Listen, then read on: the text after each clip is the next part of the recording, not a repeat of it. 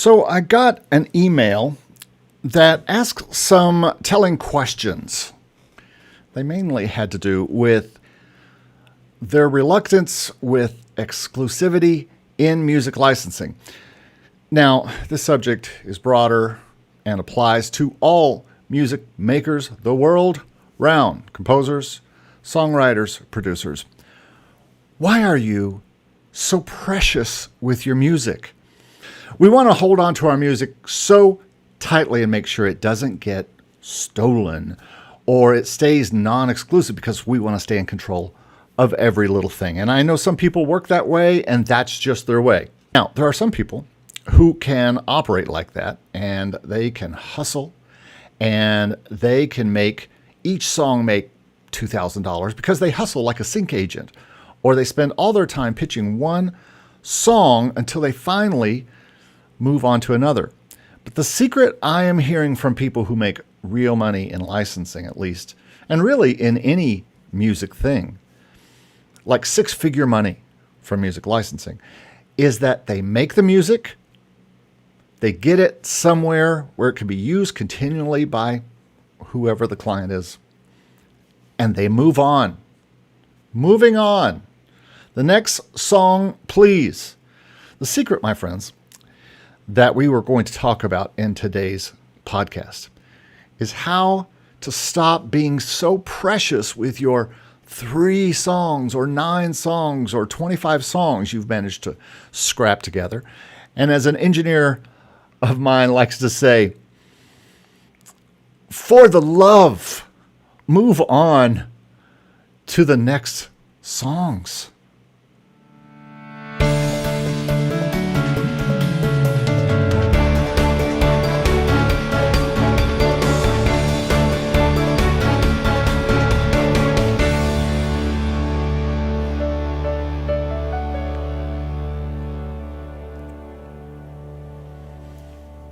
Well, welcome to the Make Music Income podcast. My name is Eric Copeland, and on this show, we do here live on Zoom every Friday at noon or ish Eastern Time. I talk about the constantly changing world of music income, including music licensing, music royalties, being a music composer, arranging, producing, sheet music, being an artist, teaching, church music, any old way I can find to make music income.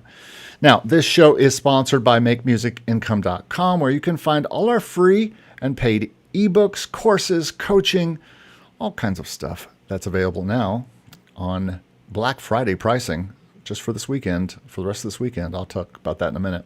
I also have a program to compose and produce directly with you and make music income through licensing. So you can check out the description for more information on all these things. And make sure to join us here on YouTube.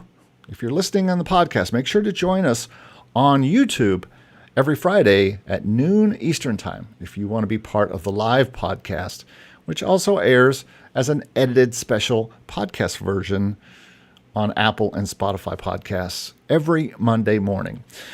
Also, hey, I want to make sure you do this. Follow us on all the places. Wherever you hang out online, I air shorts, on YouTube, but I also put them on TikTok, X, I'm on X, Facebook, LinkedIn, wherever you hang out online, socially, and you want little bits of wisdom through the week.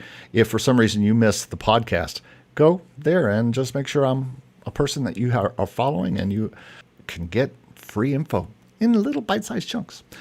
All right, I hope this podcast and all the videos and courses and ebooks and sites and lives and podcasts offer you encouragement and new ideas, sometimes a little kick in the butt, and current information to help you make the music you love to make and make music income. I want to talk about why are you so precious about your music. And so I hear you. You might be saying, Eric, I care about making good music. Why should I let that just go anywhere and possibly not make money? Well, it's because there is another song, another album right behind it that you can make. And with all you've learned producing this one that you're so holding on to, you'll likely be better off with your next album or with your next song. And if people miss the last one, or better yet, discovered you on the last one, or maybe this one, this new single, this next one might be the one that gets them interested. Or they might start to realize this person is really serious about this. The music is great. Why aren't I working with them? They start to seek you out. So let it go. Let it go. Turn away and slam the door. I just wrote that. So that's the first reason that we shouldn't be so precious, is that by holding on to songs too long and just trying to push one song after another, push one song, that we get to a place where we're afraid that people aren't gonna hear that song. Well, you know what? You can't sit around waiting for everybody to love your song. You've got to move on to the next song. And the next song, I think it's more about albums in licensing. You've got to put out more albums, album after album, find new libraries and put new albums into them. I think it's really, really super important. All right, the next thing I want to talk about, I think it's important for us to think about songs and albums, the value of more songs and more albums. And people say this to me all the time. So I have this song. You think this song is going to do well in music licensing? Now, if they're just asking because they just wrote a song and finished it and they want to ask, well, that's fine. But one song is only so helpful for music income. If you're thinking of success in not only music licensing, but any music capacity, you're going to have to be thinking in terms of songs, plural. You can't just hold on to that one song and try to push that. We'll get to that in a minute about exclusive and non-exclusive and ways to make money with that. But even if you're just wanting to build an audience on Spotify, put a song into DistroKid, link below, accompanied by tons of short media with different clips of the song. Then in 6 weeks, do it again with another song that you've produced. And in 6 weeks, do it again with another song. And use the waterfall strategy where you release a song. Then the next 6 weeks, you release another song with that first song as the B-side. And then 6 weeks later, release a new song with those two songs as extra songs. And just do that all the way till you make an album. And then start the whole strategy again. Are we leaving those songs behind? Well, not really, especially in the waterfall strategy where you're going to put the songs out and you're going to put the songs up with other new songs. So you're always putting new songs up and still having the older songs there. So you're not losing anybody. No one's left behind here. They did their job and they continue to do their job on the channels that we put them on, in the libraries we put them on the sheet music sites we put them on anything we put them on, stock libraries we put them in, and then we move on to new ones. I think this is very, very important. And I don't think a lot of people are really focusing on that consistency, on that finish one song, quit being precious with it, and move on. In music licensing, you want to think in terms of albums that you can pitch that are themed. Produce them and start publishing them, pitching them to libraries or sync agents, and start working on the next one. When you get in libraries, write what they ask for in briefs, or more albums like the ones that you got accepted before, or surprise them. I just signed with a new label, and the day after I signed the deal with the label, I pitched an album to them. I wasn't even sure if they were ready to take an album from me, but I pitched it anyway because I had just finished it that week. It was a cello album, solo cello album with lots of orchestration in it. And guess what? I didn't know if they even if that was even allowed. But I said, hey, I'm sorry if this is not something you want to see. Well, guess what? They loved it, and that album now can be put aside. I finished it this week and sent them the final files. All I have to do now is move on to the next album. The cellist and I that did the album, we have 2 or 3 more ready to go after this. And so to me, it's a big win to get things done, get it into a library, let it go, move on. This is the way. Let it go. Keep moving forward. Is that quite enough cliched phrases that are only cliches because they are true? So we've talked about sync licensing and getting stuff into exclusive libraries. We'll talk more about exclusivity in a minute. But it's exactly the same in sheet music, which is non-exclusive. I just put a patriotic song that I did up into arrangeme.com and finished that piece of sheet music and got it up there. It's kind of a patriotic song, so it'll be searched for a lot. And I do that on purpose so that people will find it.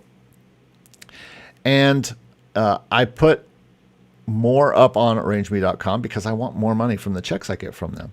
The more I put up there, the more people will find and will send to me. I put that same song in all the stock sites and all my non-exclusive places as well, because that particular song is public domain, and I just felt this version is better for non-exclusive uses. So you can make that choice. And I put more Christmas songs up to my non-exclusive sites that I did with a partner. This was an album that we made for exclusive libraries, but for reasons that I don't need to go into, we just couldn't put them in exclusive libraries. We had to keep them non-exclusive, which is also fine because there are lots of non-exclusive places for us both to put them and still make money on them. And I think they are going to make a lot of money through the years, and even pitching them to non-exclusive libraries. And this week, like I said, I pitched them to non-exclusive sync agents. And these are kind of sync agents that don't believe in exclusivity. They want you to keep all your songs and keep all your publishing. And so we have. Once I put them everywhere I want to, all these non-exclusive things, guess what I'm going to do? Say it with me. I said it and I forget it. So to me, this is kind of the beauty about this whole thing about not being precious with the music, and especially with non-exclusive stuff. But now we need to talk about exclusivity. This is the thing that most people get twisted on. I got an email this week. We'd been having kind of an email conversation. And by the way, you can do that with me if you want to. Just email me at eric@makemusicincome.com. If you have a lot of questions and you want to go on for emails and emails, I do have a version of my coaching that is email only, and so we can talk about that. But I tried to give this guy, we'll call him Sam, and I tried to give Sam some information because he asked me some stuff, and I'm going to actually read from his email a little bit. He said, I have some follow-up questions. We had been talking about exclusivities. He says, so I really have a problem with the exclusive deals that many sync libraries want, and I'm wondering if it is really necessary to work with them to land in TV and film. And so the first question was, what percentage of songs in films or series do you estimate is synced through exclusive sync libraries? Is it 50%, 60%, 90%? Because that's important for me to determine whether it's even worth trying a different route, like going non-exclusive and doing another thing. My answer to that was, there's really no way to know this. I would say it's more than 50% from exclusive libraries. However, I keep seeing non-exclusive libraries. Last night I was watching a Christmas movie on Netflix, and in the credits, most of the songs came from what looks like either record labels, or I saw Crucial Music, which is a non-exclusive library. So it's very possible that these songs that are being used in TV and in films, like on Netflix and stuff, are being from non-exclusive sites. I told you the story about Pawn 5 and seeing all the Pawn 5 uses from a Christmas movie. It was a much cheaper Christmas movie that I can't remember where we watched it, but they had pulled a lot of music from Pawn 5. And so the bad news is they got probably that music for almost nothing. The good news is that if they were showing it in the credits, they likely filed a Q sheet and people got paid something through their PROs, probably not much. I also told him if you're going to be successful in sync, you're going to have to lose your fear of exclusivity. And I told him I know a guy who makes mid 5 figures per quarter, and he has over 2,500 songs, and probably 90% of them are in exclusive deals. Exclusive deals. He's made them. He's given it to the library. He has moved on. And that's why he continues to make mid 5 figures per quarter from his PRO. And lastly, I said, I would urge you not to be so precious about your songs and just make quality music and move on to the next album. If you have libraries that will take them and get results, because if you don't get results from a library after a certain number of years, then maybe it's time to look for some new libraries and find new places to put your songs. Then once you have things in libraries and you've got them accepted, and they're pretty good libraries, and you can see that they're getting consistent new shows and things like that, they're getting music in, it's time to move on. Let those albums that have been accepted, let them go. Let them go off on their own and have a life of their own. Meanwhile, you do what I talked about last week. Make more songs. And because this is a quality game, but it's also a quantity game of licensing. And really, all of music is quality and quantity. The artists that we love have done albums for years. They've done tons of albums for many years, and they have let them go after they're done, and they move on to the next album. It may not be, you may like the last album better. It doesn't matter. They're still going to do what they're going to do because they're artists. And almost everything else, sheet music is like this, any kind of job. As a matter of fact, you can hustle to get sync agents and music supervisors to take a song here and there and hope to make $1,000 plus on a sync deal. That's constant hustle, though. Constant hustle. So do you want to make a song and hustle it all the time to hopefully get one high payment, almost kind of like a lottery hit? And is that even your personality? Or do you want to make music albums and crank out great music and deliver it? Which do you want to do? For me, the answer is like 80% make the music I love and pile it into libraries that I know that people will search and find songs there. If that library if one library I put stuff into doesn't make any money with my songs or any placements with my songs, then I'm going to stop delivering to them, and I'm going to use the ones that do, and find new libraries that will. His second question was, let's say I would manage to get a music supervisor into wanting to license my song. For what percentage of supervisors would it be a turnoff to find out the song is also on stock sites like Pond5 for $30 with no royalties? Are they supposed to pay $5,000 to me in royalties? What I told him, well, if they knew, it might bug them if they knew that. But they likely won't know unless you tell them. And obviously, that show that used all those Pond5 things, or that show last night that used something from Crucial, they don't really care that it's on a non-exclusive place where other people can get it for any price. So it's kind of like having a song on Spotify. You have it up there, and people can get it if they want it. And I'm not sure that music supervisors care. Remember, we're talking about music supervisors here. I've got a video coming about who are we trying to serve here. And in serving the music supervisor, we're just trying to give them the song that they want. And the song that they want is the song that they want. And they don't know that it's available on this library over here, non-exclusively, because they don't have time to go searching through a million songs to find it. They know you personally. That's obviously that you know them because you met them or you pitched directly to them. So they're happy to get that song and go. He also asked me what percentage of supervisors would it be a turnoff to know the song has already been used in a YouTube video or a low-budget art movie.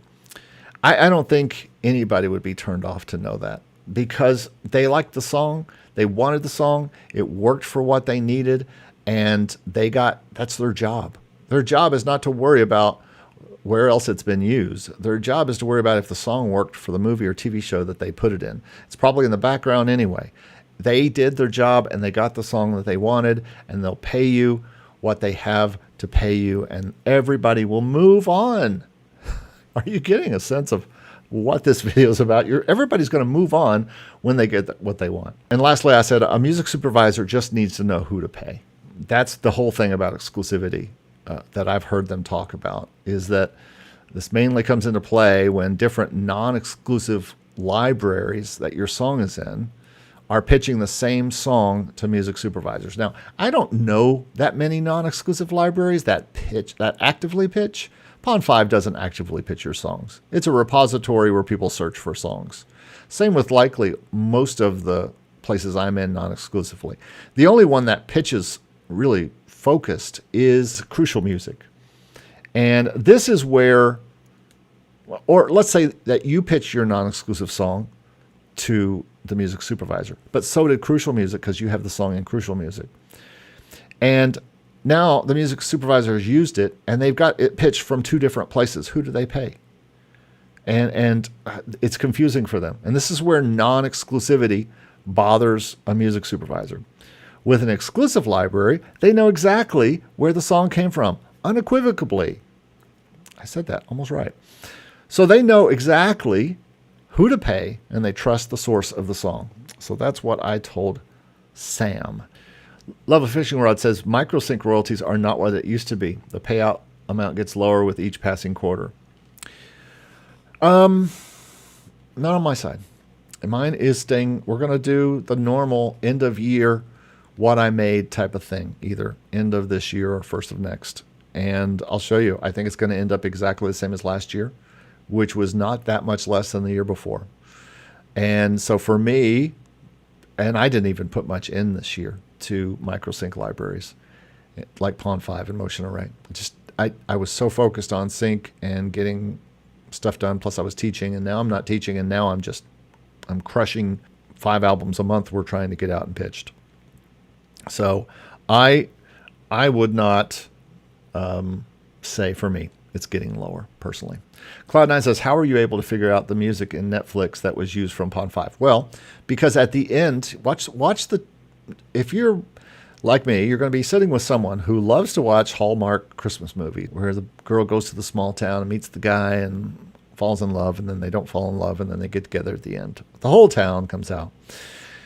And at the end, they'll play the credits. And in the credits, they show you where the songs came from, because they'll say song by so-and-so and so-and-so, blah, blah, blah, licensed through Pond5.